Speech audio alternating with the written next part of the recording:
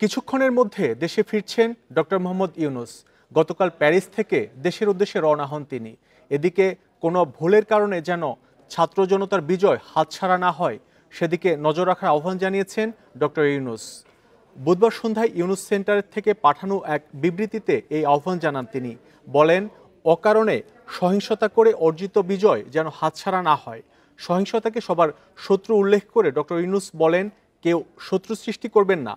বর্তমান পরিস্থিতিতে শান্ত থাকা, সব ধরনের সহিংসতা বন্ধ ও সম্পদ নষ্ট না করার আহ্বান জানান তিনি। এর আগে অন্তর্বর্তীকালীন সরকারের প্রধান হিসেবে নোবেলজয়ী ডক্টর ইউনূসের নাম চূড়ান্ত করেন রাষ্ট্রপতি।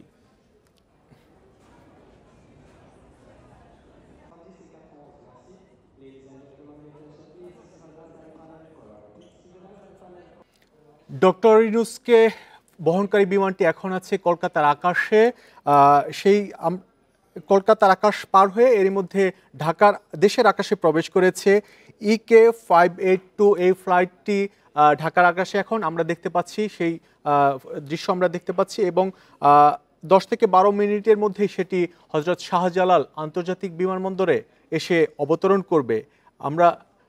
আমরা যতটুকু জেনেছি দুপুর 2টা 17 মিনিটে হযরত শাহজালাল আন্তর্জাতিক বিমানবন্দরে অবতরণ করার কথা রয়েছে এই ফ্লাইটটি।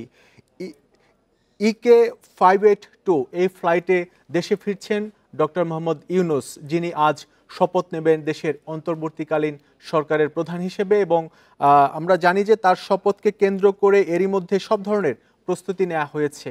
বঙ্গভবনে 400-রও বেশি অতিথি থাকবেন এই শপথ অনুষ্ঠানে, এবং এর জন্য সার্বিক যে প্রস্তুতি সবই শেষ করা হয়েছে।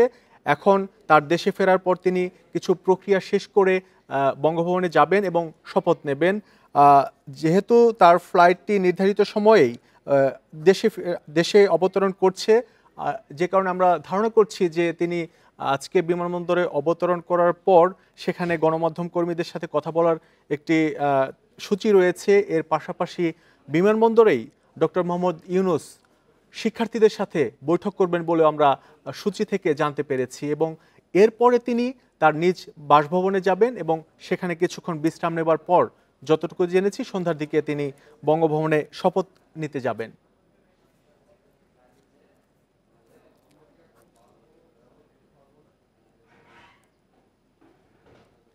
কিছুক্ষণের মধ্যেই দেশে ফিরছেন ডক্টর মোহাম্মদ ইউনূস। আমরা আরও বিস্তারিত জানবো। বিমানবন্দরে আছেন আমাদের সহকর্মীরা। শুরুতে যাচ্ছি জাহিদুল বাশারের কাছে। জাহিদুল বাশার, আমরা জানতে চাচ্ছি যে কিছুক্ষণের মধ্যে আমরা দেখছিলাম দৃশ্য যে ঢাকার আকাশে প্রবেশ করেছে ডক্টর ইউনূসকে বহনকারী ফ্লাইট EK582।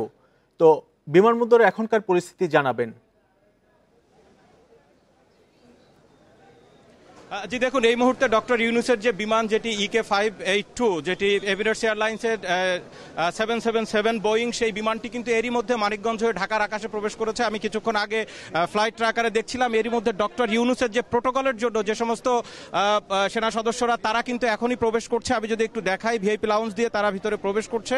ডক্টর ইউনূসকে বহনকারী এমিরেটস এয়ারলাইন্সের 777 এই বোয়িং ফ্লাইটটি কিন্তু আর কিছুক্ষণের মধ্যে, কয়েক মিনিটের মধ্যেই শাহজালাল আন্তর্জাতিক বিমানবন্দরে অবতরণ করবে। এখানে প্রচন্ড বৃষ্টি হচ্ছে, বৃষ্টির মধ্যেই এখানে কিন্তু সর্বোচ্চ প্রোটোকল নেওয়া হয়েছে। আপনি জানেন যে ডক্টর ইউনূসের এতদিনের যে অর্জন, তিনি একজন নোবেল বিজয়ী, তার অনেকগুলো পরিচয় রয়েছে। তিনি যে সমস্ত পুরস্কার পেয়েছেন পৃথিবীর ইতিহাসে, এই ধরনের পুরস্কার হাতে গোনা 2-3 জন একত্রে পেয়েছেন। তো তার মধ্যে ডক্টর ইউনূস একজন। তিনি শুধু নোবেল বিজয়ী, গ্রামীণ ব্যাংকের চেয়ারম্যান, তিনি গ্রামীণ টেলিকমের চেয়ারম্যান, অনেকগুলো পরিচয়ের সাথে আরেকটি নতুন পরিচয় আগামী কয়েক ঘন্টার মধ্যেই যুক্ত হতে যাচ্ছে। তিনি বাংলাদেশের এই অন্তর্বর্তীকালীন সরকারের প্রধান হিসেবে শপথ নিতে যাচ্ছেন। তাকে বরণ করার জন্য, তাকে রিসিভ করার জন্য তার প্রোটোকলের কিন্তু এরই মধ্যে সামরিক বাহিনীর সদস্যরা এখানে ব্যাপক কড়া নিরাপত্তা নিয়েছে সেই সকাল থেকে। এরই মধ্যে আমরা দেখতে পাচ্ছি যে অন্তর্বর্তীকালীন সরকারের প্রধানকে রিসিভ করার জন্য সামরিক বাহিনীর যারা শীর্ষ কর্মকর্তারা রয়েছেন তারা এক এক করে ভিআইপি লাউঞ্জের মধ্যে কিন্তু প্রবেশ করছেন এই বৃষ্টি উপেক্ষা করে। এখানে আমরা দেখেছি যে গ্রামীণ ব্যাংক থেকে 2011 সালে ডক্টর ইউনূসকে বের করে দেওয়া হয়েছিল,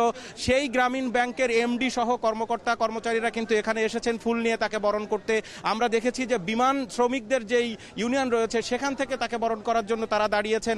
অনেকগুলো সংগঠন এখানে এসেছেন এবং সবার বক্তব্যই একটি, শিক্ষার্থীরা যে বৈষম্য বিরোধী ছাত্র আন্দোলন যেটি করেছে সেই বৈষম্য বিভিন্ন সেক্টরে আছে, সুতরাং সেই বৈষম্য দূর করার জন্য তারা আজকে ডক্টর ইউনূসের সাথে দেখা করতে এসেছেন। ডক্টর ইউনূসকে তারা ফুল দিয়ে বরণ করে তারা বলবেন সকল ক্ষেত্রে যেন বৈষম্য দূর করা সম্ভব হয় এবং তিনি যেন সেই উদ্যোগ নেন। আপনারা এরই মধ্যে দেখতে পাচ্ছেন আমরা ভিআইপি লাউঞ্জের শাহজালাল আন্তর্জাতিক বিমানবন্দরের বাইরে রয়েছি এবং ইন্ডিপেন্ডেন্ট টেলিভিশনের আরও একটি দল রয়েছে যারা একেবারে ভিআইপি লাউঞ্জের ভেতরে আছে। ডক্টর ইউনূস সেখানে আসবেন। কিছুক্ষণ আগে আমরা দেখেছি যে এই যে বৈষম্য বিরোধী ছাত্র আন্দোলন 16 বছরের সরকারকে হটিয়ে দিয়েছে, যে বিপ্লব, যে গণ অভ্যুত্থান, যে জন অভ্যুত্থান হয়েছে যাদের নেতৃত্বে, সেই শিক্ষার্থীদের একটি দল, 10-11 জনের একটি দল, নাহিদের নেতৃত্বে। আপনি জানেন যে যেই সমন্বয়করা রয়েছে তারা সবাই এখান থেকে 15-20 মিনিট আগে কিন্তু ভিআইপি লাউঞ্জে প্রবেশ করেছেন। ডক্টর ইউনূসের যেই ডে প্ল্যান আমরা আজকে পেয়েছি ইউনিস সেন্টার থেকে আমাদেরকে জানানো হয়েছে, তিনি ল্যান্ড করার পরে তিনি কিন্তু সেখানে প্রথমে এই শিক্ষার্থীদের সাথে একটি সংক্ষিপ্ত বৈঠক করবেন এই সমন্বয়কদের সাথে, তারপরে তিনি একটি মিডিয়া ব্রিফিং করবেন এবং এরপরে তিনি এখান থেকে গুলশানে তার যে বাসভবন রয়েছে সেখানে যাবেন, রেস্ট নেবেন এবং সন্ধ্যার দিকে একেবারে তিনি যেই শপথ গ্রহণের জন্য প্রস্তুত হয়ে তিনি বঙ্গভবনের দিকে যাবেন এবং তার পরবর্তীতে ডক্টর ইউনূসের নতুন পরিচয়। আমরা একটি বিষয় জানতে যাচ্ছি, অন্তর্বর্তীকালীন সরকারের প্রধান হচ্ছেন ডক্টর ইউনূস, আরো যারা থাকবেন এই অন্তর্বর্তীকালীন সরকারে সেই নাম জানতে পেরেছেন কিনা, আরো কারা থাকতে পারে এই অন্তর্বর্তীকালীন সরকারে? জি, দেখেন অনেকগুলো নাম আমরা জানতে পেরেছি, কিন্তু মুশকিল যেটা হচ্ছে গত 2-3 দিন ধরে তো এটা নিয়ে বৈঠক হচ্ছে এবং বাংলাদেশে আপনি জানেন যে এরই মধ্যে কিন্তু এক ধরনের সাংবিধানিক সংকট আছে, কারণ এই মুহূর্তে বাংলাদেশে কোনো সরকার ব্যবস্থা নেই।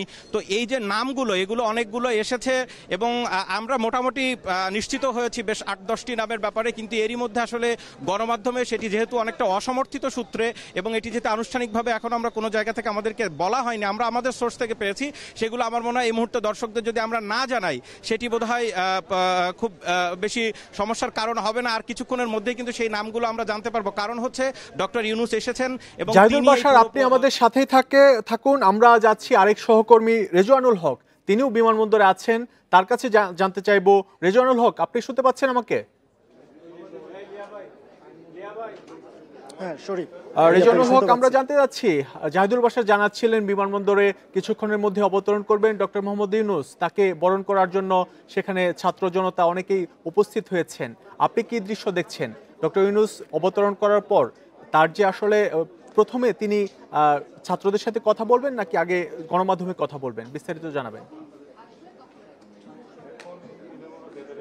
শরীফ, আমি এই মুহূর্তে দাঁড়িয়ে আছি একেবারে শাহজালাল আন্তর্জাতিক বিমানবন্দরের ভিআইপি লঞ্চের যে কনফারেন্স রুমটি রয়েছে সেখানে আমি অবস্থান করছি। এখানে কিন্তু সব মিডিয়া তরফ থেকে প্রতিনিধিরা এসেছেন, এখানে সবাই উপস্থিত আছেন, সুশীল সমাজের অনেক গণ্যমান্য ব্যক্তি এখানে উপস্থিত হয়েছেন। সবাই ডক্টর ইউনূস, যিনি নোবেল বিজয়ী সহ বিশ্বের বরেন্দ্র ব্যক্তি, যার একটি গ্রহণযোগ্যতা রয়েছে পৃথিবীর প্রায় সব দেশে, যার একটি ভাষণ শোনার জন্য অধীর আগ্রহ অপেক্ষা করে থাকেন দেশে অন্যান্য দেশের ভিআইপিরা, তিনি আমাদের দেশের অন্তর্বর্তীকালীন সরকারের প্রধান হিসেবে দায়িত্ব নিতে যাচ্ছেন সন্ধ্যায় এবং তাকে বরণ করে নেওয়ার জন্য ছাত্র সমাজ থেকে শুরু করে সুশীল সমাজের গণ্যমান্য ব্যক্তিরা এরই মধ্যে কিন্তু আসতে শুরু করেছেন। এই কনফারেন্স রুমটি পুরো কানায় কানায় ভরে গেছে, আপনি দেখতে পাচ্ছেন যে সবাই আসন নিয়ে একেবারে অধীর আগ্রহে অপেক্ষা করছেন। কিছুক্ষণের মধ্যেই তিনি শাহজালাল আন্তর্জাতিক বিমানবন্দরে উপস্থিত হবেন এবং সেখান থেকেই এই লঞ্চেই আসবেন, এখানেই তিনি কথা বলবেন, সাধারণ মানুষের সাথেও কথা বলবেন। সাধারণ মানুষের প্রতিনিধিরাও কিন্তু এখানে এসেছেন, আমি দেখেছি যে কিছু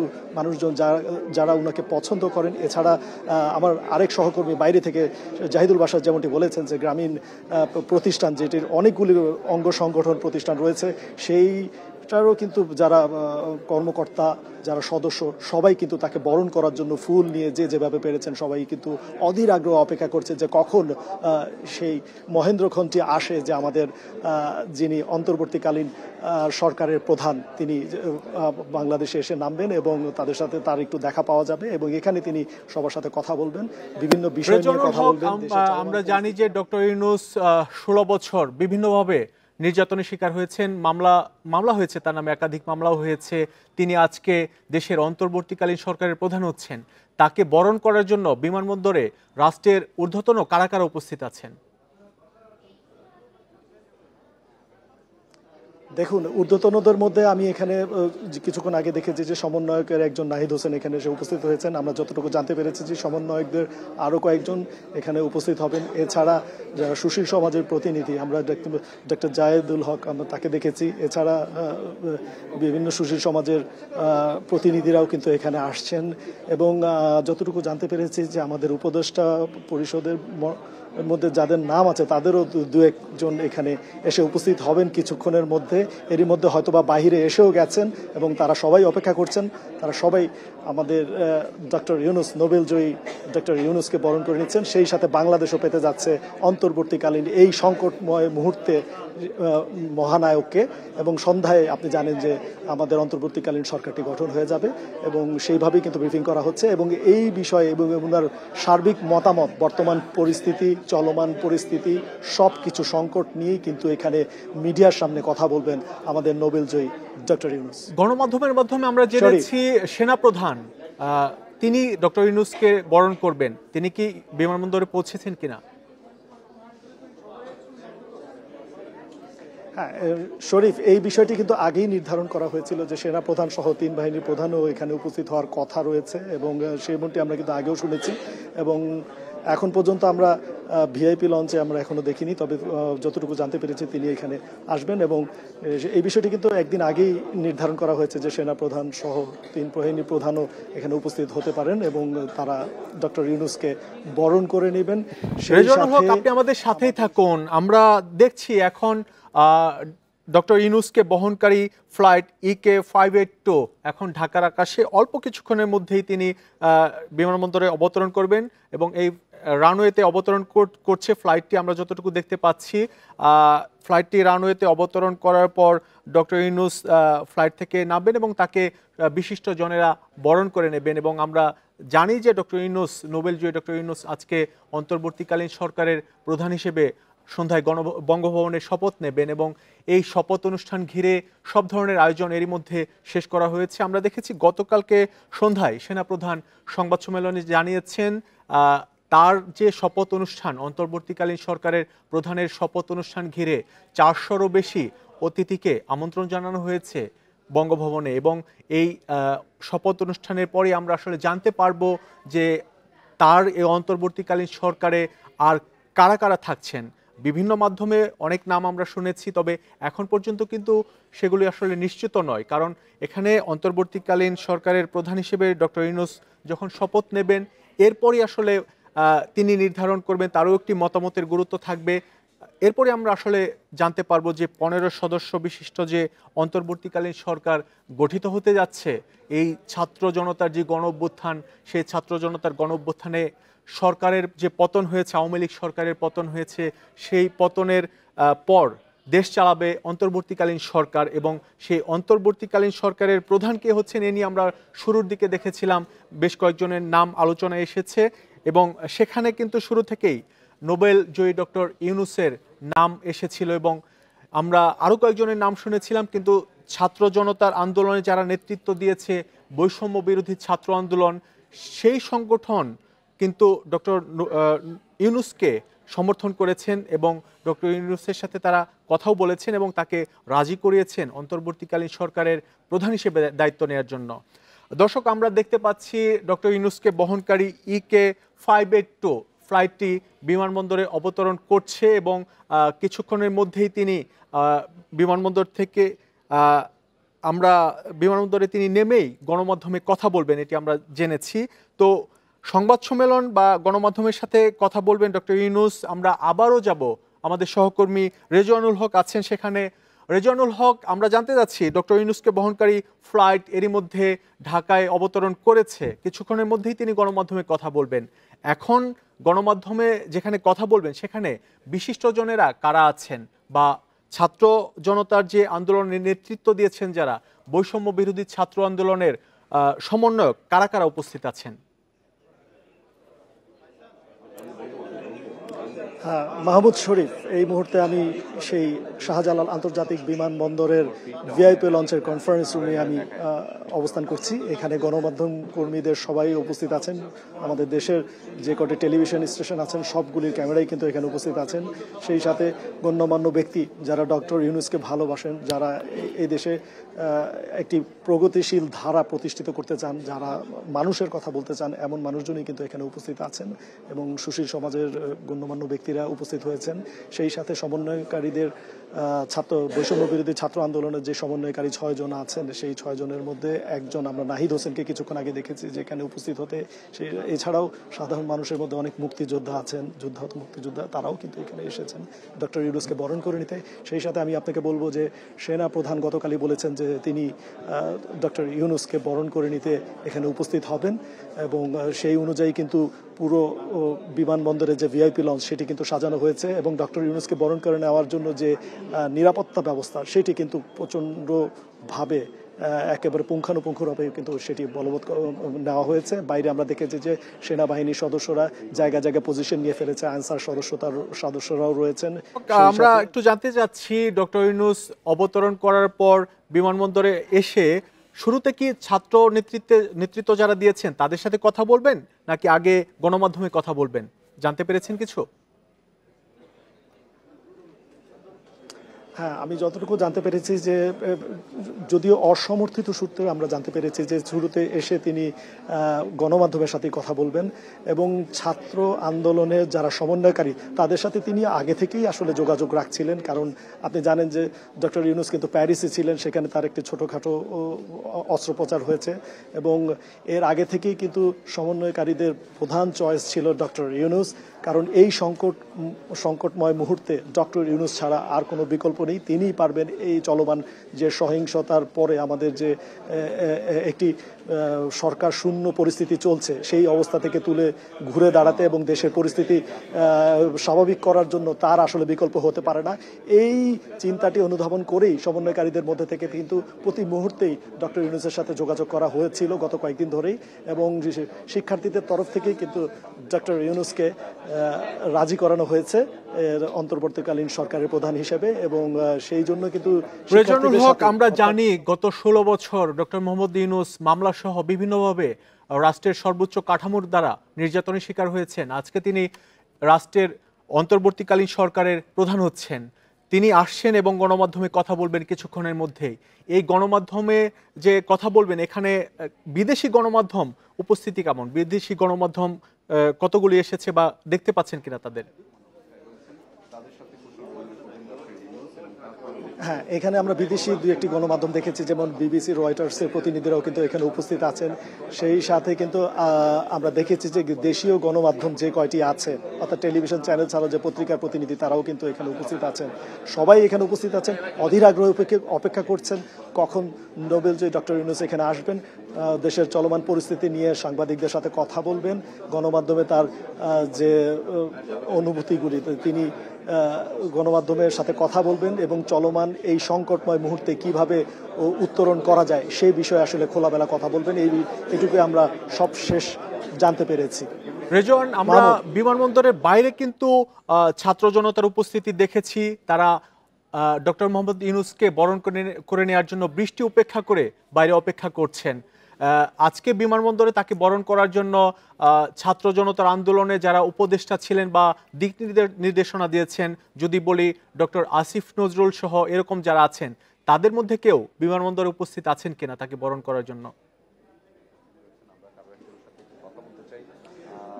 মাহমুদ শরীফ, আমি যখন এই ভিআইপি লাউঞ্জে প্রবেশ করেছি তখন কিন্তু আমি হাতে গোনা 2-1 জনকে দেখেছি। তাদের মধ্যে ডাক্তার জাহিদুল হক, উনাকে দেখেছি। সেই সাথে আরও কিছু সুশীল সমাজের প্রতিনিধি যারা পরিচিত মুখ তারাই এখানে উপস্থিত হয়েছেন। তবে আমি শুনেছি যেটি এখানে সবার সাথে কথা বলে যতটুকু জানতে পেরেছি যে ডক্টর আসিফ নজরুল ঢাকা বিশ্ববিদ্যালয়ের আইন বিভাগের শিক্ষক, তিনিও এখানে আসবেন। সেই সাথে আরও বেশ কয়েকজন যাদের নাম আপনারা অলরেডি গণমাধ্যমে গুঞ্জন চলছে যারা এই উপদেষ্টা পরিষদে থাকবেন, অর্থাৎ অন্তর্বর্তীকালীন সরকারের উপদেষ্টা হিসেবে দায়িত্ব পালন করবেন সে। আর রেজওয়ানুল হক, আপনি আমাদের সাথেই থাকুন। আমরা একটু বিমানবন্দরের বাইরের পরিস্থিতি জানবো। বাইরের পরিস্থিতি জানতে আমাদের সাথে যুক্ত হচ্ছেন সহকর্মী জাহিদুল বাশার। রেজওয়ানুল হক জানাচ্ছিলেন বিমানবন্দরের ভেতরের পরিস্থিতি, যেখানে ডক্টর ইউনূস আসার পরেই গণমাধ্যমে কথা বলবেন, সেখানকার পরিস্থিতি জানছিলাম। বাইরে বৃষ্টি হচ্ছে, আপনি সেখানে আছেন, সেখানে ছাত্র জনতার উপস্থিতিও আছে। এখন পরিস্থিতি কি জানাবেন? দেখুন, রেজওয়ান যেমন ভেতর থেকে বলছিল, এরই মধ্যে কিন্তু যে সময় আমরা তো বাইরে রয়েছি ভিআইপি লাউঞ্জের, এরই মধ্যে কিন্তু ডক্টর ইউনূসকে বহনকারী যে এমিরেটস এয়ারলাইন্সের যে EK582 যে বিমানটি, সেটি কিন্তু এরই মধ্যে ল্যান্ড করার কথা সময় অনুযায়ী। আর উনি ভেতর থেকে আমার সহকর্মী রেজওয়ান যেমনটা জানাচ্ছিলেন যে সেই হিসাবে এর কিছুক্ষণের মধ্যে তিনি ভিআইপি লাউঞ্জে এসে কিন্তু শিক্ষার্থীদের সাথে সংক্ষিপ্ত একটি বৈঠক করার কথা। শিক্ষার্থী বলতে যারা সমন্বয়ক ছিল তাদের সাথে আমরা দেখেছি, নাহিদ সহ 10-11 জন কিন্তু সেখানে ঢুকেছে। আর আপনি এরই মধ্যে দেখতে পাচ্ছেন যে একেবারে ভিআইপি লাউঞ্জের সামনে ডক্টর ইউনূসকে করার জন্য, তাকে বরণ করে নেওয়ার জন্য বিভিন্ন সংগঠন কিন্তু এখানে রয়েছে। বাংলাদেশ বিমান রয়েছে, বিমানের কেবিন ক্রু যারা ইউনিয়ন রয়েছে তারা আলাদাভাবে রয়েছে। গ্রামীণ ব্যাংক থেকে এসেছে, যেই গ্রামীণ ব্যাংক থেকে 2011 সালে ডক্টর ইউনূস কিন্তু তার যেই এমডির পদ তাকে সেখান থেকে বরখাস্ত করা হয়েছিল, বের করে দেওয়া হয়েছিল, তারা এসেছেন। আমি গ্রামীণ ব্যাংকের যিনি এমডি তার সাথে কিছুক্ষণ আগে কথা বলছিলাম এবং তিনি বলছিলেন, ফুল নিয়ে এসছেন, তিনি বলছিলেন যে আমরা আমন্ত্রণ জানাই স্যারকে যে তিনি যে কোনো সময় গ্রামীণ ব্যাংকের দরজা তার জন্য সবসময় খোলা। তারা আশা করছে যে তিনি গ্রামীণ ব্যাংকে কোনো এক সময় যাবেন নিশ্চয়ই। আজকে এখানে ডক্টর ইউনূস এমন এক সময় আসছেন যখন আপনি জানেন যে বাংলাদেশের গত 15 বছর পরে যেই সরকার ব্যবস্থা ছিল সেটিকে গণ অভ্যুত্থান বা জন অভ্যুত্থান যাই বলি না কেন, বৈষম্য বিরোধী শিক্ষার্থীদের যে আন্দোলন, সেই আন্দোলনের হাত ধরে, সেই আন্দোলনের ঢেউয়ে সেই সরকার কিন্তু শেখ হাসিনার যে সরকার, সেই সরকার ব্যবস্থা পদত্যাগ করে এবং দেশ ছেড়ে চলে যায় শেখ হাসিনা সহ তার অধিকাংশ মন্ত্রী, আওয়ামী লীগের নেতারা। আমরা এই মুহূর্তে দেখতে পাচ্ছি শিক্ষার্থী আন্দোলনের আরেকজন সমন্বয়ক তাবাসসুম যাচ্ছেন না, সার্জিদ আছে, এখানে আরো অনেকেই কিন্তু তারা ঢুকছে এক এক করে। যে আপনি এর মধ্যে দেখতে পাচ্ছেন তারা কিন্তু ভিআইপি লাউঞ্জের মধ্যে যাচ্ছে। তো এই শিক্ষার্থীদের একটা অংশ আগে গেছে এবং তারা পরে যাচ্ছে। তারাও ডক্টর ইউনূস, যিনি আর কয়েক ঘন্টার মধ্যে বাংলাদেশের এই অন্তর্বর্তীকালীন সরকারের প্রধান হতে যাচ্ছেন, এই সমন্বয়করা, এই শিক্ষার্থীরা তারা কিন্তু তাকে বরণ করে নিতে আসছেন, তার সাথে কথা বলতে আসছেন। আমরা দেখতে পাচ্ছি হাজারো জনতা ডক্টর মোহাম্মদ ইউনূসকে বরণ করার জন্য বিমানবন্দরে উপস্থিত হয়েছেন। ডক্টর মোহাম্মদ ইউনূসকে বরণ করার জন্য যারা আসছেন বিমানবন্দরে, তাদের আসার পথে আইন শৃঙ্খলার বেষ্টনী কয়টা ধাপ পেরিয়ে তাদেরকে আসতে হচ্ছে, বা আইন শৃঙ্খলার পরিস্থিতি একটু জানাবেন।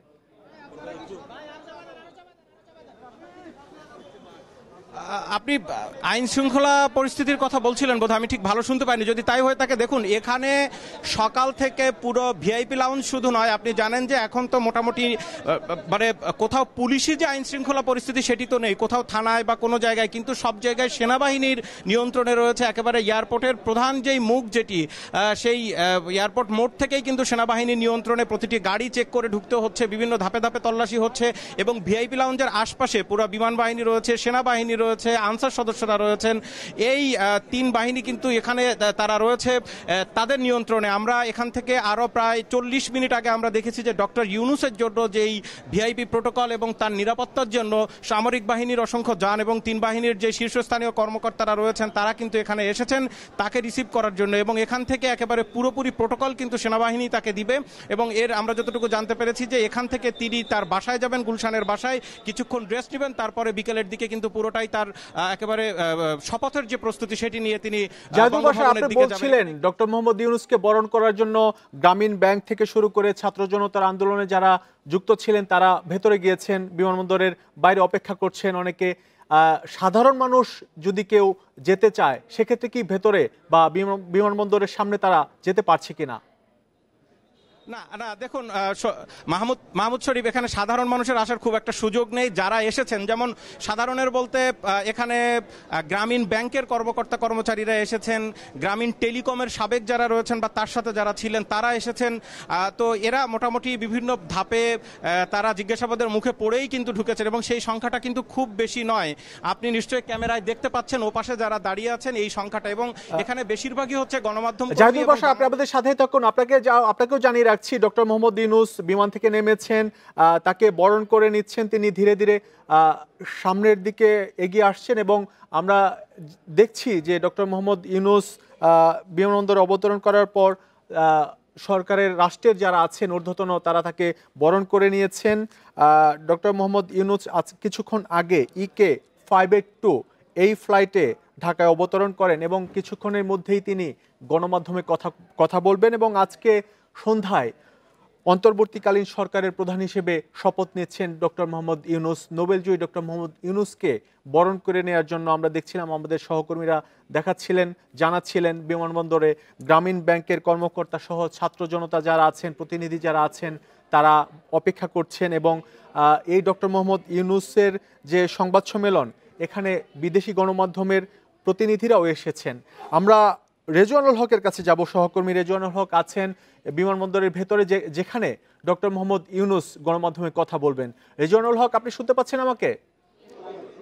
রেজওয়ানুল হক, আমরা জানতে চাচ্ছি ডক্টর ইউনূস কিছুক্ষণের মধ্যেই গণমাধ্যমে কথা বলবেন। এখন কি পরিস্থিতি দেখছেন? যেখানে কথা বলবেন সেখানে বিশিষ্টজনদের উপস্থিতি আছে কিনা বা গণমাধ্যম কর্মীদের উপস্থিতি কেমন এখন? দেখুন, আমরা জানতে পেরেছি যে কিছুক্ষণ আর কিছু মুহূর্তের মধ্যে এখানে উপস্থিত হবেন, সবাই একেবারে প্রস্তুত হয়ে আছে। আর এখানে গণমাধ্যম কর্মীদের যে উপস্থিতির কথা আপনি জানতে চাচ্ছেন সেটি হচ্ছে যে সব গণমাধ্যম কর্মীদের কিন্তু ঘণ্টাখানেক আগে এখানে উপস্থিত করা হয়েছে। তাদের যে কটি টেলিভিশন আমাদের বাংলাদেশে রয়েছে তার সবগুলি টেলিভিশনের ক্যামেরা কিন্তু এই জায়গায় রয়েছে। সেই সাথে বিদেশি গণমাধ্যম আমরা দেখেছি। এরই মধ্যে জানতে পেরেছি যে ডক্টর ইউনূস চলে এসেছেন। আপনি দেখতে পাচ্ছেন যে এতক্ষণ এই জায়গাটি কিন্তু মোটামুটি শান্ত ছিল, একেবারে চুপচাপ নীরবতা ছিল এবং যে কজন অতিথি এসেছেন ডক্টর ইউনূসকে বরণ করে নেওয়ার জন্য তারাও কিন্তু বসেই ছিলেন। হঠাৎ দাঁড়িয়ে গেছেন, তার মানে ডক্টর ইউনূস চলে এসেছেন। খুব সম্ভবত কিছু মুহূর্ত পরেই কিন্তু এখানে এসে উপস্থিত হবেন।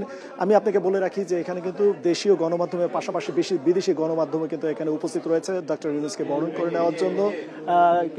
এখনই কিন্তু সেই সাথে যারা সমন্বয়কারী যারা আছেন তারাও কিন্তু এখানে উপস্থিত হয়েছেন। আপনাকে যদি একটু দেখাই পাশে যে এখানে যারা এসেছেন এই সমন্বয়কারীদের মধ্যে আমরা কয়েকজনকে দেখতে পাচ্ছি চলে এসেছেন, বাকের তারাও এখানে উপস্থিত হয়েছেন।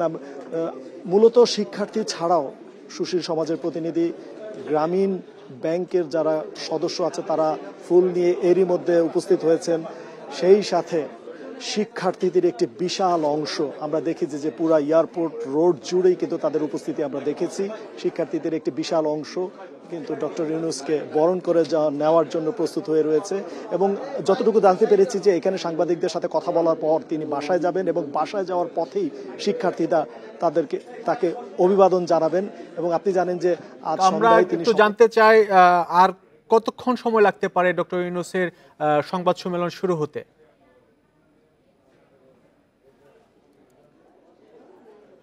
দেখুন, আমি এখন যে জায়গাটিতে দাঁড়িয়ে আছি এটি শাহজালাল আন্তর্জাতিক বিমানবন্দরের ভিআইপি লঞ্চ এবং এখান থেকে উনি এরই মধ্যে আমরা যতটুকু জানতে পেরেছি যে তিনি কিন্তু এয়ারপোর্টে এরই মধ্যে ল্যান্ড করেছেন এবং সেখান থেকে তিনি খুব শীঘ্রই কিছুক্ষণের মধ্যেই কিন্তু এখানে আপনি যে ভিআইপি লাউঞ্জের ভেতরে আছেন, আমরা একটু ভিআইপি লাউঞ্জের ভেতরের চিত্র দেখতে চাই। একটু যদি ভেতরের চিত্র দেখান, সেখানে কারা কারা উপস্থিত আছেন?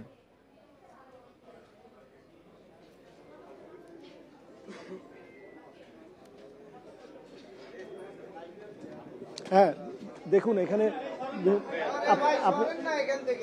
আপনি দেখতে পাচ্ছেন যে শিক্ষার্থীদের মাঝে যে কোটা সংস্কার আন্দোলনে একজন আহত হয়েছেন, সেও কিন্তু এখানে এসে উপস্থিত হয়েছেন। আমরা দেখছি যে সার্জিস এসে উপস্থিত হয়েছেন। কিছুক্ষণ আগে আমরা দেখেছি যে নাহিদ এসেছিল এবং সেই সাথে সুশীল সমাজের প্রতিনিধি। আমরা জানি যে কোটা সংস্কার আন্দোলনে যে কজন সমন্বয়কারী আছে তারা সবাই এরই মধ্যে কিন্তু উপস্থিত হয়ে গেছেন। তারা কিছুক্ষণ পর এখানে আসছেন, দেখছেন এবং সার্বিক প্রস্তুতি যে সম্পন্ন হয়েছে সেটিও তারা খোঁজ রাখছেন ডক্টর ইউনূস কখন এখানে আসবেন। সেই সাথে আপনাকে বলে রাখি যে শুধু সমন্বয়কারীরাই নয়, শিক্ষার্থীদের বিভিন্ন জায়গা থেকে শিক্ষার্থীদের একটি বিশাল অংশ কিন্তু এই এয়ারপোর্ট রোড জুড়েই কিন্তু অবস্থান নিয়েছে এবং তারা অভিবাদন জানানোর জন্য অধীর আগ্রহে অপেক্ষা করছেন সেই মুহূর্তের জন্য যে কখন ডক্টর ইউনূস এয়ারপোর্ট থেকে তার বাসায় এই রাস্তা দিয়ে যাবেন। মাহমুদ, আরেকটি বিষয় আপনাকে জানিয়ে রাখি যে তিন বাহিনীর প্রধান তারাও কিন্তু এসে উপস্থিত হয়েছেন। যতটুকু আমরা জানতে পেরেছি তাদের নিরাপত্তা জোরদার করা হয়েছে এবং এই ভিআইপি লঞ্চ জুড়েই কিন্তু সেনাবাহিনীর যে নিরাপত্তা সেটি একেবারে কঠোরভাবে জোরদার করা হয়েছে। রেজওয়ানুল হক, আমরা দেখছি যে আপনি যেখানে আছেন সেখানে বিশিষ্ট জনেরা উপস্থিত হয়েছেন, শিক্ষার্থী ছাত্র জনতার যে আন্দোলনের নেতৃত্ব দিয়েছেন যারা, তারা উপস্থিত হয়েছেন। তাদের কারোর সাথে কথা হয়েছে কিনা, তারা কি বলছেন, তাদের প্রত্যাশা উচ্ছ্বাস কি প্রকাশ করছেন তারা আজকে?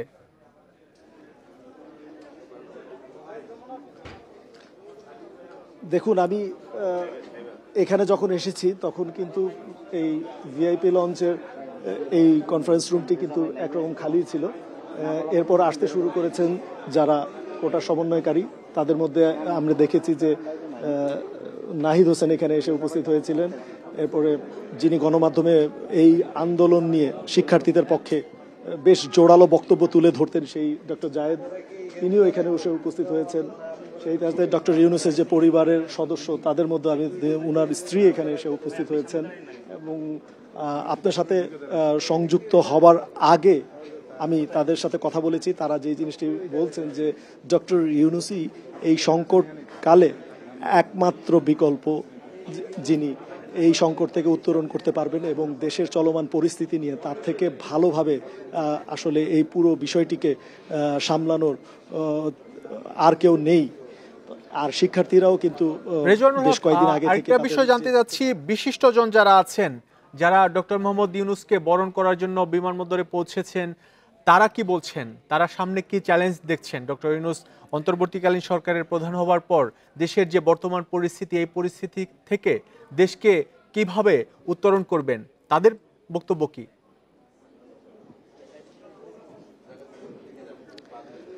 দেখুন, ডক্টর ইউনূসের যে ইমেজ রয়েছে বিশ্বজুড়ে, তার যে একটি গ্রহণযোগ্যতা রয়েছে, পৃথিবীর বড় বড় বাঘা বাঘা দেশ যেগুলি মার্কিন যুক্তরাষ্ট্র, যুক্তরাজ্য, ইউরোপ, জাপান সহ কানাডা, পৃথিবীর প্রত্যেকটি দেশের ডক্টর ইউনূসের যে গ্রহণযোগ্যতা রয়েছে, সেই গ্রহণযোগ্যতাকে কাজে লাগিয়ে আমাদের যে অর্থনৈতিক সংকট রয়েছে, আমাদের যে রাজনৈতিক সংকট রয়েছে, এই সব বিষয়ে তার থেকে ভালোভাবে চালানোর মানুষ কিন্তু এই মুহূর্তে নেই। যারা এখানে উপস্থিত আছে, এটি কিন্তু তাদের বক্তব্য যে ডক্টর ইউনূসের থেকে বেটার চয়েস এই মুহূর্তে বাংলাদেশে আর কেউ নেই এবং তিনি খুব শক্তভাবে এবং দৃঢ় মনোবল নিয়ে যে সংকটটি বাংলাদেশে চলছে সেটি থেকে উত্তরণ করে নিয়ে আসবেন এবং বিশ্বের অন্যান্য দেশেও তার যে গ্রহণযোগ্যতা রয়েছে, তার যে অবস্থান রয়েছে, সেটিকে কাজে লাগিয়ে দেশের কিভাবে উন্নয়ন করা যায় এবং তার সবার মধ্যে যে একটি আশা জাগা নিয়ে তৈরি হয়েছে, সেটি কিন্তু তারা প্রকাশ করেছেন। আরেকটি বিষয় জানতে যাচ্ছি, অন্তর্বর্তীকালীন সরকারের মেয়াদ ৩ মাসের মধ্যে নির্বাচনের দাবি জানিয়েছে বিএনপি সহ বিভিন্ন রাজনৈতিক দল। তবে ছাত্র জনতার যারা নেতৃত্ব দিচ্ছেন তাদের বক্তব্য সহ বিভিন্ন মহলে এরই মধ্যে আলোচনা উঠে এসেছে যে ৩ মাসে দেশের যে পরিস্থিতি উত্তরণ, এটি সম্ভব নয়। বিশিষ্টজন যারা আছেন তারা কি বলছেন, এই ৩ মাসের মধ্যে অন্তর্বর্তীকালীন সরকারের নির্বাচন দিতে পারবে কিনা, কি বলছেন তারা?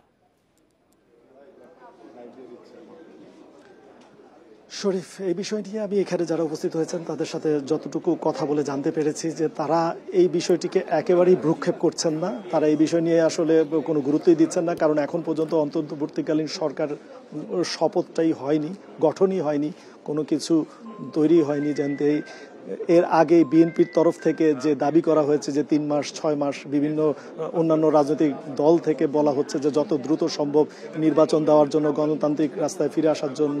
তো এই বিষয়টি নিয়ে এখানে যারা উপস্থিত হয়েছে তাদের কিন্তু এই বিষয় নিয়ে কোনো ভ্রুক্ষেপ নেই, কারণ সরকার এখনো গঠনই হয়নি, এখনো শপথ হয়নি এবং শপথের পরেই তাদের মধ্যে অন্তর্বর্তীকালীন সরকারের রূপরেখা কি হবে, তাদের কর্মপরিকল্পনা কি হবে, এই সব নিয়ে কিন্তু তারা মূলত গুরুত্ব দিচ্ছেন এবং ডক্টর ইউনূস কতটুকু কি করতে পারেন। ডক্টর মোহাম্মদ ইউনূসের শপথ আজ কয়টা বাজতে পারে, সন্ধ্যা কয়টা নাগাদ হতে পারে, জেনেছেন কিনা?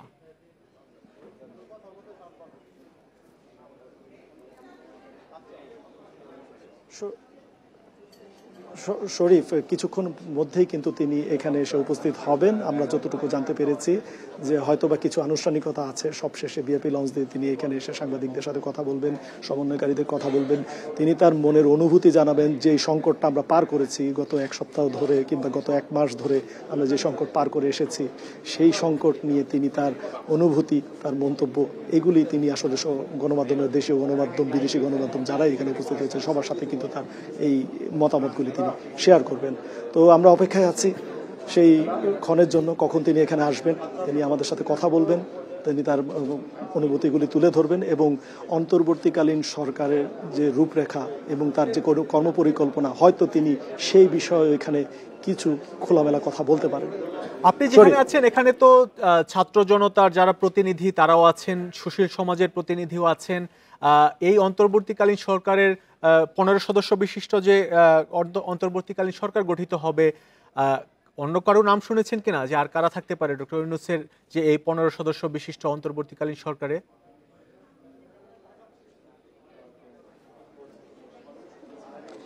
হ্যাঁ, একটি গুঞ্জন শোনা যাচ্ছে যে 15 সদস্য বিশিষ্ট একটি অন্তর্বর্তীকালীন সরকার হতে যাচ্ছে, তবে কেউ কেউ এর সংখ্যাটা আরো বেশিও বলছেন। তবে এটি আসলে কতটুকু সত্য হবে এবং 15 সদস্য থাকবে কিনা, কিংবা 20 সদস্য হবে, কিংবা 30 সদস্য, কিংবা এরও বেশি হতে পারে, সেই বিষয়টি কিন্তু এখনো নিশ্চিত নয়। তবে অসমর্থিত সূত্রে আমরা যতটুকু জানতে পেরেছি যে এখন পর্যন্ত 15 সদস্য বিশিষ্ট একটি অন্তর্বর্তীকালীন সরকারের রূপরেখা দেওয়া হয়েছে এবং এটি এরপর থেকে বাড়তেও পারে। তবে এর মধ্যে আমরা যে কয়েকজনের নাম আমরা যতটুকু জানতে পেরেছি যে এখানে ডক্টর আসিফ নজরুল, যিনি ঢাকা বিশ্ববিদ্যালয়ের আইন বিভাগের প্রফেসর, এবং আমরা জানতে পারছি রেজানুল হক, আমরা একটি বিষয় জানি যে ডক্টর ইউনূস যে অন্তর্বর্তীকালীন সরকারের প্রধান হবেন, এটি ছাত্র জনতার আন্দোলনে যারা নেতৃত্ব দিয়েছেন তারা আগে কথা বলেছেন তার সাথে এবং তাকে রাজি করিয়েছেন, এরপরে তারা রাষ্ট্রপতির কাছে তার নাম প্রস্তাব করেছেন। আমরা একটু জানতে চাই, ছাত্র জনতার আন্দোলনে যারা নেতৃত্ব দিয়েছেন তারাও এখানে আছেন, আপনি যেখানে আছেন, আমরা একটু তাদেরকেও দেখতে চাই। আপনি যেখানে আছেন ওখানে যারা কারা কারা এসেছেন, বিশিষ্টজন বা অতিথি কারা এসেছেন একটু দেখতে চাই, দেখাবেন আমাদেরকে এবং জানাবেন ছাত্র জনতার আন্দোলনে যারা নেতৃত্ব দিয়েছেন তারা কি বলছেন।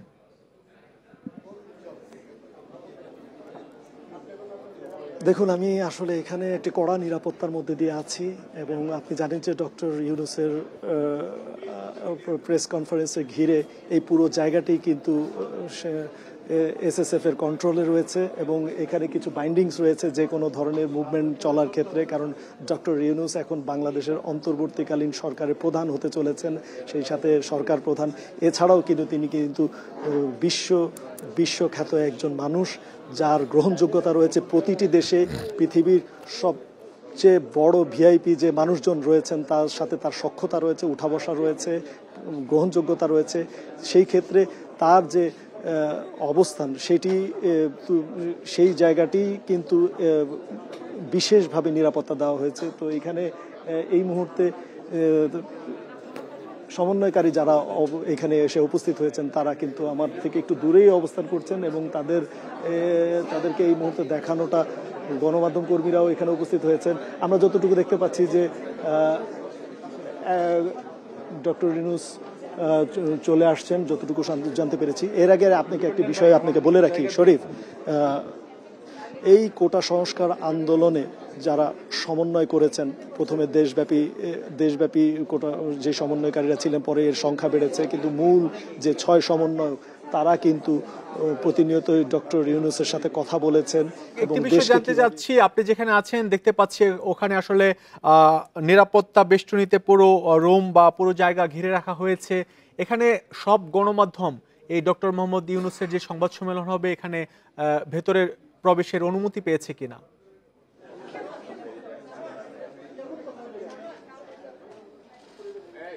রেজানুল হক, আপনি আমাদের সাথেই থাকুন। আমরা দেখতে পাচ্ছি যে ডক্টর মোহাম্মদ ইউনূস কিছুক্ষণের মধ্যেই হয়তো সংবাদ সম্মেলনে আসবেন, যতটুকু দেখে মনে হচ্ছে যে আসছেন। এরই মধ্যে ডক্টর মোহাম্মদ ইউনূস বিমানবন্দরের যে ভিআইপি লাউঞ্জ রয়েছে সেই লাউঞ্জের যেখানে সংবাদ সম্মেলন করবেন সেখানে এসে পৌঁছেছেন এবং কিছুক্ষণের মধ্যেই তিনি গণমাধ্যমের সাথে কথা বলবেন। আমরা তার কাছে যাব, এখন সরাসরি চলে যাব ডক্টর মোহাম্মদ ইউনূস যেখানে দাঁড়িয়ে কথা বলবেন।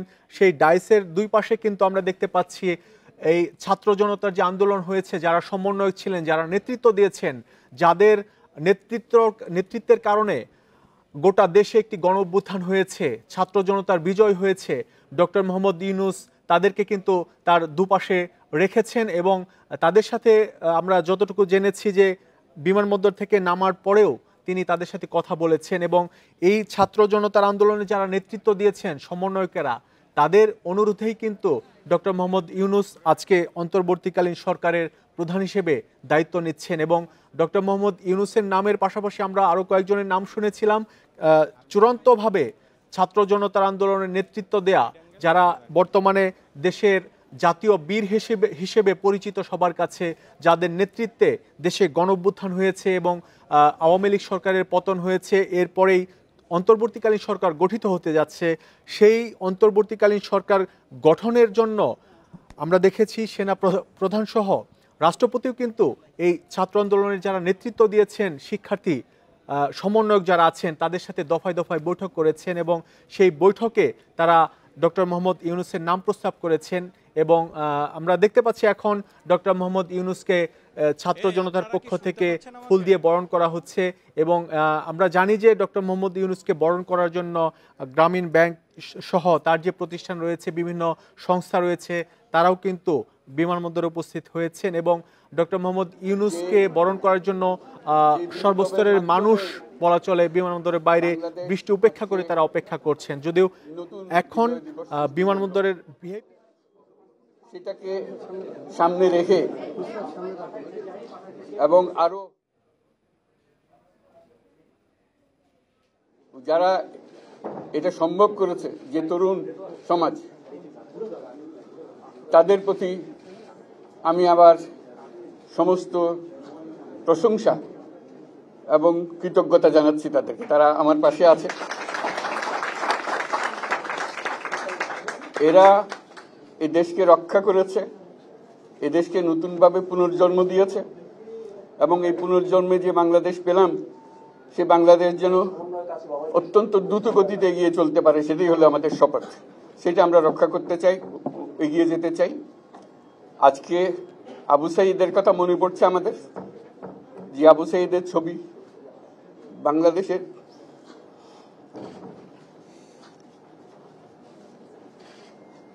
প্রতিটি মানুষের মনে গেঁথে আছে, এটা কেউ ভুলতে পারবে না। কি অবিশ্বাস্য একটা সাহসী যুবক, বন্দুকের সামনে দাঁড়িয়ে আছে এবং তারপরে থেকে কোন যুবক, কোন যুবতী আর হার মানে নাই, সামনে গিয়ে আছে এবং বলছি যত গুলি মারো, মারতে পারো, আমরা আছি। তো যার কারণে এটা সারা বাংলাদেশ জুড়ে এই আন্দোলন ছড়িয়ে গেছে এবং যার কারণে বাংলাদেশ এই দ্বিতীয়বার স্বাধীনতা অর্জন করলো। এই স্বাধীনতাটা আমাদেরকে রক্ষা করতেই হবে। শুধু রক্ষা করা নয়, এই স্বাধীনতার সুফল প্রতিটি মানুষের ঘরে পৌঁছাতে হবে, তা না হলে এই স্বাধীনতার কোনো দাম নেই। এই স্বাধীনতাটাকে পৌঁছানো হলে আমাদের শপথ, আমাদের যে প্রতিজ্ঞা, যে আমাদেরকে এটা করতে হবে, ঘরে ঘরে পৌঁছাতে হবে। মানুষ যেন জানে যে বাংলাদেশ স্বাধীন হওয়ার অর্থ হলো তার নিজের ভবিষ্যতের পরিবর্তন।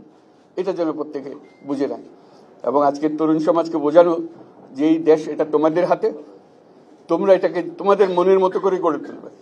তোমরা যেভাবে স্বাধীন করতে পেরেছো, তোমরা এটাকে তোমাদের মনের মতো করে গড়তেও পারবে এবং তোমাদের দেখে সারা দুনিয়া শিখবে কিভাবে একটা দেশ, একটা তরুণ সমাজ গ্রহণ করতে পারে এবং তাকে পাল্টে ফেলতে পারে। তাদেরকে আমি বারে বারে এমনি উপদেশ দিই যে পুরনোদের বাদ দাও, তাদের এই পুরনো চিন্তা দিয়ে এটার মুক্তি আমাদের হবে না করি, সারা দুনিয়ার মধ্যে এটা হবে না। এটা শুধু বাংলাদেশের কথা না, সারা দুনিয়াকে জুড়ে কথা বলছি। তোমাদের মধ্যে যে শক্তি আছে, যে ক্রিয়েটিভিটি আছে, সৃজনশীলতা আছে, সেই সৃজনশীলতাকে কাজে লাগাতে হবে। এটা শুধু বই খাতাতে লেখার জিনিস না, এটাকে প্রকাশ করার জিনিস, স্থাপন করার জিনিস, সেটা করা। এটা আমরা এই আজকে আমাদের পুরো কাজটা হলো, দায়িত্বটা হলো তারা যেটা অর্জন করে নিয়ে এসছে এখন তাদেরকে দিয়ে এটাকে করিয়ে দেওয়া, আমাদের সমস্ত কাঠামোগুলো পরিষ্কার করে দেওয়া। সরকার বলে একটা জিনিস আছে, কিন্তু মানুষের কোনো আস্থা নেই। মানুষ মনে করে সরকার একটা দমন পীড়নের একটা যন্ত্র, যেখানে পায় যেখানে সুযোগ পায় তার একটা কষ্ট দেওয়া, তার থেকে নিংড়ে দেওয়া, যে সকল স্তরে। এটা হলো তার থেকে কেমন ভাবে সামাল দিতে হবে, তাকে একটা ভয়ের একটা জিনিস, তাকে সামাল দিয়ে চলা, এটা হলো সরকার। এটা সরকার হতে পারে না। সরকারকে দেখে মানুষের বুক ফুলে উঠবে যে আমাকে সাহায্য করবে, আমাকে রক্ষা করবে, আমার সরকার আমার জন্য দাঁড়াবে। সরকার তার জন্য দাঁড়ায় না কোনো সময়। যে সরকার হবে সেই সরকার মানুষকে রক্ষা করবে, মানুষের আস্থাভাজন হবে। কেউ জোর করে তাকে বলার যে ভালো আছে এটা না, সে নিজে নিজে বিশ্বাস করবে। সরকারি লোক দেখলে বলবে আমার লোক, আমাকে রক্ষা করার লোক। সেই আস্থাটা আমাদেরকে ফিরিয়ে আনতে হবে মানুষের মনে, তাহলে মানুষও যোগ দেবে এটাতে। মানুষ এখন পিছিয়ে থাকে যে কিসের মধ্যে আমাদেরকে ঢুকিয়ে দিচ্ছে। আমরা যেন জানতে পারি যে এইটা আমরা সবাই মিলে আমরা অগ্রসর হতে পারি। একটা বড়, সারা বাংলাদেশ একটা বড় পরিবার, এই পরিবার আমরা একসঙ্গে চলতে চাই এবং আমাদের মধ্যে দ্বিধা দ্বন্দ্ব যা কিছু থেকে সরিয়ে ফেলতে চাই। যারা বিপথে গেছে তাদেরকে পথে আনতে চাই, যাতে করে একসঙ্গে আমরা কাজ করতে পারি। এর মধ্যে আমরা শুনলাম, আসার পথে শুনে আসছি যে এখানে আইন শৃঙ্খলার ব্যাঘাত হচ্ছে, মানুষকে আক্রমণ করছে, ঘরবাড়ি জ্বালিয়ে দিচ্ছে, সম্পদ জ্বালিয়ে নষ্ট করছে, চুরি করছে, দিয়ে যাচ্ছে, অফিস আদালতে আক্রমণ করছে, সংখ্যালঘুদের উপর আক্রমণ করছে, হিন্দু, বৌদ্ধ, খ্রিস্টান, আহমদিয়া সবার উপর আক্রমণ করছে। এগুলো হলো ষড়যন্ত্রের অংশ। এগুলো আমাদের বিষয় না। আমাদের কাজ হলো এটাকে রক্ষা করা, সবাইকে রক্ষা করা, প্রতিটি মানুষকে, প্রতিটি মানুষ আমাদের ভাই, আমাদের বোন, তাদেরকে রক্ষা করা এবং আমাদের একটা শৃঙ্খলা ফিরিয়ে আসা। বিশৃঙ্খলা, সহিংসতা এগুলো হলো অগ্রগতির বড় শত্রু। আমাদের যে যাত্রা শুরু হলো সেই যাত্রার শত্রু, কাজে এই শত্রুকে যাতে রোধ করা যায়, তাদেরকে বুঝিয়ে শুনিয়ে হোক, তাদেরকে আইন শৃঙ্খলার হাতে দিয়ে হোক, এটা বোঝাতে হবে। তাকে মেরে পেটে এটা ঠিক না, আইন শৃঙ্খলা নিজের হাতে ঠিক না। তাকে আমাদের আইন শৃঙ্খলা বাহিনী এমন হতে হবে, তাদের হাতে সুপর্দ করলে আমরা নিশ্চিন্ত থাকবে তার একটা বিহিত হবে। এমনগুলো আমরা হাতে দিয়ে দিলাম, 2 টাকা নিয়ে আবার ছেড়ে দিল, এটা যেন আবার না হয়। তা আমাদের সেই আস্থাটা আমাদেরকে আনতে হবে। কাজে আইন শৃঙ্খলাটা এখন আমাদের প্রথম কাজ। এই আইন শৃঙ্খলা ঠিক না হওয়া পর্যন্ত এটা আমরা অগ্রসর করার জন্য পদক্ষেপ নিতে পারবো না। আপনারা আমার উপরে আস্থা রেখে আমাকে জানিয়েছে, ছাত্ররা আমাকে আহ্বান দিয়েছে, সেটাতে আমি সাড়া দিয়েছি। দেশবাসীর কাছে আমার আবেদন, আপনারা যদি আমার উপরে বিশ্বাস রাখেন, আমার উপরে ভরসা রাখেন, তাহলে নিশ্চিত করেন যে দেশে কোনো জায়গায় কারো উপরে হামলা হবে না। এটা আমাদের প্রথম দায়িত্ব। এটা যদি আমি করতে না পারি, এটা আমার কথা যদি না শোনেন আপনারা, তাহলে আমার প্রয়োজন এখানে নাই। আমাকে বিদায় দেন, আমি আমার কাজে থাকি, সেখানে আমি ব্যস্ত থাকি। যদি আমাকে প্রয়োজন মনে করেন, তাহলে আমাকে প্রয়োজন মনে করলে আপনাদেরকে দেখাতে হবে যে আমার কথা আপনারা শোনেন। আমার কথা না শুনলে আমার কোনো প্রয়োজন নাই। আমার প্রথম কথা হলো, আপনারা বিশৃঙ্খলা থেকে দেশকে রক্ষা করেন, আপনারা সহিংসতা থেকে দেশকে রক্ষা করেন, যাতে আমরা যা আমাদের ছাত্ররা আমাদেরকে পথ দেখায় সেই পথে আমরা এগিয়ে যেতে পারি। এটা একটা খুব সুন্দর দেশ হতে পারে, বাংলাদেশ একটা খুব সুন্দর দেশের সম্ভাবনাময় দেশ। কাজে এই সম্ভাবনাগুলোকে আমরা নষ্ট করে দিয়েছি। এখন আবার সেই বীজতলা আবার তৈরি করতে হবে, আবার আমাদেরকে জেগে উঠতে হবে। তারাই এই বীজতলা তৈরি করবে, তাদের হাত দিয়েই হবে এবং তাদের দিকে আমরা তাকাবো এবং আমরা তাদের নির্দেশ মতে আমরা অগ্রসর হব। এখানে সরকারি কর্মকর্তা কর্মচারী যারা আছেন, সেনাবাহিনী, বিমান বাহিনী, নৌবাহিনী প্রধানরা যারা আছেন, তাদের প্রতি অনুরোধ, আমরা একটা পরিবার, এইটার মধ্যে যেন আমাদের গোলযোগ না হয়, আমরা একযোগে একসাথে চলতে পারি এবং আমরা তড়িৎ গতিতে একটা সুন্দর বাংলাদেশ গড়ার পথে এগিয়ে যেতে পারি। সেটাই আমার কামনা। আপনাদের সবার কাছে আবেদন, আমাদেরকে সেই সুযোগ দেন, আমরা সেই পথে আমরা যেন অগ্রসর নিজে প্রশান্তি পাই। পৃথিবীর সবাই আগ্রহ করে তাকিয়ে আছে আমাদের দিকে। এখানে যখন ছাত্ররা রাস্তায় নেমেছে, পৃথিবীর সব জায়গা থেকে অভিনন্দন এসছে, যে তারা অবাক হয়ে গেছে। আমাদের তো গা শিউরে উঠেছে প্রতিদিন যা হয়েছে, অবিশ্বাস্য কাণ্ড, তাদেরও এটা স্পর্শ করেছে, তাদের তরুণরাও জেগে উঠছে আমাদের ছেলে মেয়েদের এই অভিজ্ঞতা থেকে, তাদের এই সংবাদ থেকে তারাও চোখ জেগে উঠেছে আমরা কি করতে পারি। কাজে আমাদের কাজ হবে এগুলো সম্পূর্ণ করা। আমরা আজকের থেকে শুরু করলাম, সেটা আশা করি আমরা দ্রুত গতিতে এগিয়ে যেতে পারবো। সবাইকে ধন্যবাদ। আজকে কোশ্চেন আমি গেলাম না, থ্যাংক ইউ আজকে হবে কথা তো হবে। Thank you so much.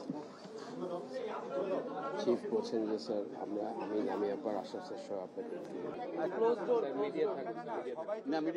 শুরুতেই তরুণদের ধন্যবাদ জানিয়েছেন। 10 মিনিটের মতো সময় তিনি বক্তব্য রেখেছেন। এই বক্তব্যের মধ্যে তিনি রংপুরে ছাত্র আন্দোলন, জনতার যে আন্দোলন ছিল সেই আন্দোলনে পুলিশের গুলিতে নিহত আবু সাঈদের কথা বলতে গিয়ে আবেগাপ্লুত হয়ে পড়েন। ডক্টর ইউনূস তার বক্তব্যে বলেছেন তরুণদের হাতে দেশ নতুনভাবে পুনর্গঠন হবে এবং এই সামনের দিনে সবার সহযোগিতা চেয়েছেন যাতে দেশে সবার সমানভাবে সমান অধিকার থাকে, কোনো বৈষম্য না থাকে, এই কথাও তিনি বলেছেন। তা ডক্টর মোহাম্মদ ইউনূস তার বক্তব্যে একটি বিষয় জোর দিয়ে বলেছেন, কেউ যাতে কোনো বিশৃঙ্খলা করতে না পারে দেশে, এবং সবাইকে মিলেমিশে থাকতে বলেছেন এবং প্রতিপক্ষের উপর যাতে কেউ হামলা করতে না পারে এ বিষয়টিও বলেছেন। এবং নতুনভাবে যাত্রা শুরু হবে, এই ছাত্রদের হাত দিয়েই দেশ নতুনভাবে যাত্রা শুরু করবে, সে বিষয়টিও তিনি তার বক্তব্যে বলেছেন। আমরা দেখেছি যে ডক্টর মোহাম্মদ ইউনূস যখন গণমাধ্যমে কথা বলেন তখন তার সাথে কিন্তু ছাত্র জনতার আন্দোলনে নেতৃত্ব দেয়া অন্যতম সমন্বয়কেরা তার দুপাশে ছিলেন। আমরা জানবো, আরো বিস্তারিত জানবো, বিমানবন্দরে আছেন সহকর্মী জাহিদুল বাশারের কাছে জানবো বিমানবন্দরের বাইরের পরিস্থিতি কি। জাহিদুল বাশার, আমরা কিছুক্ষণ আগেই দেখলাম ডক্টর মোহাম্মদ ইউনূস গণমাধ্যমে কথা বললেন, এখন তিনি বেরিয়ে যাচ্ছেন, তার বাসভবনে যাবেন। বিমানবন্দরের বাইরের পরিস্থিতি আপনি জানাবেন। দেখুন, আপনি এরই মধ্যে দেখতে পাচ্ছেন ডক্টর মোহাম্মদ ইউনূসকে তিনি যে কথাগুলো বলেছেন তার মধ্যে একটা বড় কথা কিন্তু যে আইন শৃঙ্খলা ঠিক করা এখন সবচেয়ে বড় কাজ, এবং তিনি এই জন্য সবার সহযোগিতা চেয়েছেন। এই বিশৃঙ্খলা থেকে দেশকে রক্ষা করা দরকার, সেই কথা তিনি কিন্তু তার বক্তব্যে বলেছেন এইমাত্র। এই কিছুক্ষণের মধ্যেই তার যে গাড়িবহর বা তার যে প্রোটোকলের যে গাড়িগুলো নিয়ে তাকে নিয়ে একেবারে গুলশানে তার যে বাসভবন সেখানের উদ্দেশ্যে রওনা হবে। এই মুহূর্তে আমরা আছি ভিআইপি লাউঞ্জের ঠিক বাইরের এলাকায়। এখানে সামরিক বাহিনীর সদস্যরা তারা কিন্তু সবকিছু প্রস্তুত, এই একদম শেষ পর্যায়ে ডক্টর ইউনূসের গাড়ি রওনা দিলে এই সামনের যে প্রোটোকলের গাড়িগুলো আছে সেগুলো রওনা দিবে, এবং সেনাবাহিনী কিন্তু পুরো প্রোটোকলটা এখন সেনাবাহিনীর হাতে। ডক্টর ইউনূস আসার আগে সকাল থেকেই কিন্তু এখানের পরিস্থিতি পুরো সেনাবাহিনীর আয়ত্তে রয়েছে এবং তারা ব্যাপক কড়াকড়ি করেছে এই এয়ারপোর্ট এলাকাকে। আপনি জানেন যে সেই কারফিউ জারির পর থেকেই মূলত সেনাবাহিনী করছে। আমরা এই মুহূর্তে এয়ারপোর্টের বাইরে রয়েছে। আমরা যদি একটু দেখাই যে ডক্টর ইউনূসের কে বরণ করে নেওয়ার জন্য ভেতরে যেরকম শিক্ষার্থীরা গেছে, একই সাথে এয়ারপোর্টের বাইরে বিভিন্ন সংগঠনের, খুব বেশি লোকজন আসতে পারেনি কিন্তু বিভিন্ন সংগঠন থেকে এসেছে। এখানে বিমান কর্তৃপক্ষের, কিন্তু বিমান শ্রমিক ইউনিয়ন যারা আছে, বিমানের কেবিন ক্রু ইউনিয়ন যারা আছে তারা রয়েছে, এবং সবচেয়ে বড় বিষয় হচ্ছে গ্রামীণ ব্যাংক, যেই গ্রামীণ ব্যাংক থেকে 2011 সালে ডক্টর ইউনূসকে বের করে দেওয়া হয়েছিল তৎকালীন প্রধানমন্ত্রী, সাবেক প্রধানমন্ত্রী শেখ হাসিনার সরকারের নির্দেশনা অনুযায়ী তাকে বের করে দেওয়া হয়েছিল। তো সেই জায়গা থেকে কিন্তু তারা এসেছেন, বিমানের এমডি, গ্রামীণ ব্যাংকের এমডি সহ কর্মকর্তারা এসেছেন, তারা ফুল নিয়ে এসেছেন তাকে বরণ করে নেওয়ার জন্য। অনেক ডক্টর ইউনূস আমরা দেখেছি যে দুপুরের পর থেকেই বিমানবন্দরের সামনে গ্রামীণ ব্যাংক সহ বিভিন্ন স্তরের বা বিভিন্ন সংগঠনের মানুষ এসেছেন ডক্টর মোহাম্মদ ইউনূসকে বরণ করে নেওয়ার জন্য। অনেকে ফুল নিয়ে এসেছেন। এখন যারা ফুল নিয়ে এসেছেন তারা কি ডক্টর মোহাম্মদ ইউনূসের হাতে ফুল দিয়ে তাকে বরণ করার সুযোগ পাবেন কিনা, যে নিরাপত্তার কথা আপনি বলছেন, এই নিরাপত্তার মধ্যে? এইটা মাহমুদ সাহেব আপনি জানেন ভিআইপি প্রোটোকলে যখন ভিভিআইপিরা যখন যায় তখন আসলে এগুলো সম্ভব হয় না, খুব সম্ভবত সেটি হবে না। এখন যদি তিনি প্রোটোকল ভেঙে তিনি নিজে যদি উদ্যোগী হয়ে তাদের সাথে দেখা করতে চান বা তাদের সেই সুযোগ দেন তাহলে হয়তো হবে, কিন্তু খুব সম্ভাবনা সেটি খুবই কম, কারণ এখানে এই মুহূর্তে দেশের যে পরিস্থিতি, নিরাপত্তা একটা বড় বিষয়। তো সেই হিসাবে তিনি আসবেন এবং তিনি গাড়িতে চলে যাবেন। এখানে সবাই এসেছেন, আগ্রহ নিয়েই এসেছেন, তারা তো নিশ্চয়ই চেষ্টা করবেন। একই সাথে তিনি যখন বের হবেন আমরা দেখেছি যে তারা এর একটু আগেও তারা বিভিন্ন স্লোগান দিচ্ছিলেন। এখানে শিক্ষার্থীরা কিছু এসেছে আশপাশের বিভিন্ন জায়গা থেকে।